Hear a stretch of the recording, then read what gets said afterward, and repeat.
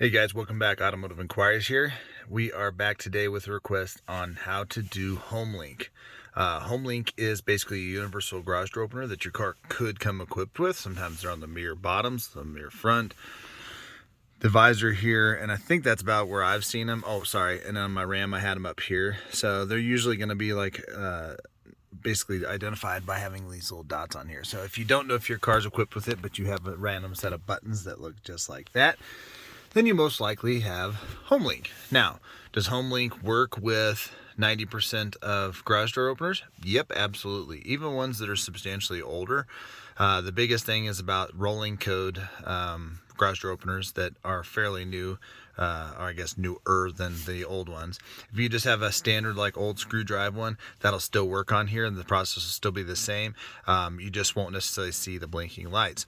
All right, now what you're going to need for this process is a small step ladder so you can reach the buttons on your actual garage door openers, and then you're going to need probably about 10 minutes of time. Now again, this process will work. I have Genie garage door openers. This will work for Chamberlain and LiftMaster and so on and so forth. Okay, one thing that will be different is your learn button and the location of that learn button on your actual garage door opener. So if you have a garage door opener and it still has the original box or shrouding on it, it should tell you the model number and you can do it. If you are lucky enough to have the owner's manual, you can go to the back of it, but sometimes it's a little bit more complicated than it really needs to be.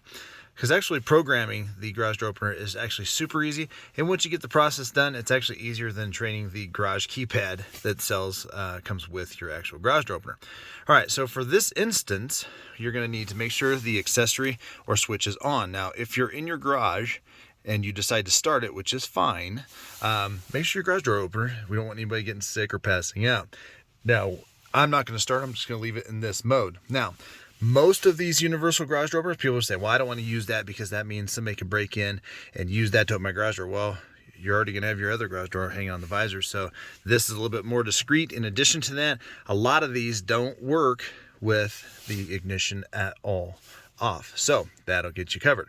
So now for this, we got our Genie garage door opener right here. And so what I like to do is because I have a rolling code one, if you hold these buttons too long on any remote, sometimes they'll switch to a different mode, and that'll be denoted by like that green light right there that just popped up. That'll actually turn red, and then that'll change the actual signal. So we're going to hold it and then let go and hold it and let go. Before we get that done though, what we're going to do is we're going to make sure that the garage door opener is clear of its codes. So you're going to push up on the two outer buttons. So you see 1, 2, and 3. If you don't have 3 garage door openers, you don't have to use all 3. If you just want to program one, you can do one. I'd use 1 as your favorite door or the biggest one, and then go on down. Me, I always skip the second one because I only have 2 garage doors. So that way, if you bump the one or something, you're not going to open the other door at the same time. All right, so what we're going to do is we're going to push up. You're going to see that little light up button, and it's orange. When it starts flashing really fast green, that means the garage codes are clear. Now, if you're trading in your vehicle or selling it, you probably should clear your codes. All right, so that way somebody else can't come back later, or if you trade it in, they can't come back. So it's bright green right there, we can let go. Now we're ready to program those buttons. But as I was saying, if you trade your vehicle in and somebody will somehow find a registration in there and they're not the nicest of people and they want to take advantage of people, they may come in. So just clear those out before you trade in your car, but that's how you're going to do it. Once you do that, you are good to go. All right, so now what we're going to do is we're going to get this garage opener pretty darn close, okay? Again, I'm doing button 1 for my big garage door, and then we're going to do this button.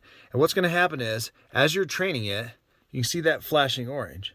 So I hold my garage door button open for about 3-4 seconds of thing. Once it starts flashing rapidly, you're done, okay? It's found the signal, and it's done. Now we're going to go out and do the outside door, the actual garage door. All right, this is where you're going to need to know what buttons are your learn button. And then there's always going to be a little LED light here that kind of lets you know what the mode is. Again, these buttons basically don't usually do anything after you're done setting up your garage door. Those are for max down and max up.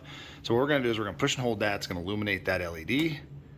And then one's going to go off. It's going to blink. Now you have about a minute or less to get the rest of this process done. So we need to get back in the car. Now we're back in the car. We're going to push and hold this button. And we're going to keep holding it for about 8-9 seconds until you see, well, the garage door go back up or down. So we look right here. It's done. Your LEDs are off your train. All right. Now we're going to rinse and repeat that same process for a second door.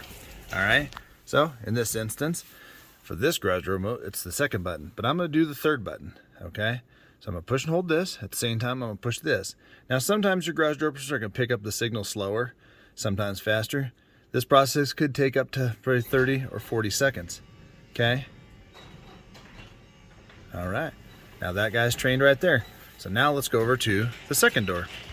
All right, so for Genies, they're all pretty much the same, but this one actually says set and program. The other one does not. It's a little bit newer model. So now we're gonna push and hold this.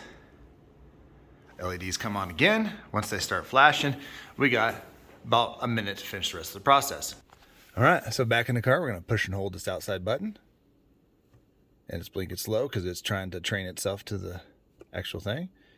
You're gonna push it. And then you're gonna keep pushing it. And eventually, it's gonna reach over and find that door.